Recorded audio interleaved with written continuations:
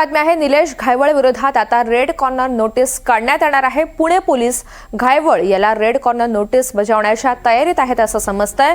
अनेक गुन्ह्यांमध्ये आरोपी हा निलेश घायवळ अजूनही फरार आहे। याआधी पोलिसांनी त्याच्या विरोधात इंटरपोलकडून ब्लू कॉर्नर नोटीस बजावलेली होती।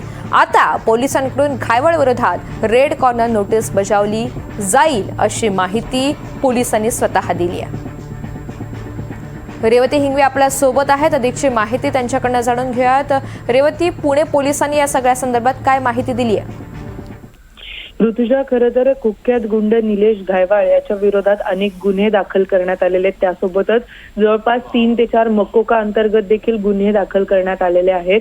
आणि त्याच पार्श्वभूमीवरती आधी पुणे पोलिसांनी इंटरपोलच्या मदतीने ब्लू क्रॉस नोटीस जारी केलेली होती, पण आता त्याच्याच विरोधात रेड क्रॉस नोटीस देखील जारी करण्याच्या तयारीमध्ये पुणे पोलीस असल्याचं माहिती ही मिळत आहे। याआधी जसं मी म्हटलं की पोलिसांनी त्याच्या विरोधात ब्लू कॉर्नर नोटीस जारी केलेली होती आणि आता रेड कॉर्नर नोटीस बजावण्यात येणार आहे। रेड कॉर्नर नोटीसचा अर्थ असा होतो ऋतुजा की जिकडेही कुठे तो असेल, आधीच त्याचा पासपोर्ट रद्द झालेला आहे, मात्र जिकडे कुठे कुठल्याही देशात जर तो असेल, जिकडे कुठे तो सापडेल त्याला त्वरित त्या क्षणी भारतात परत पाठवला जाईल।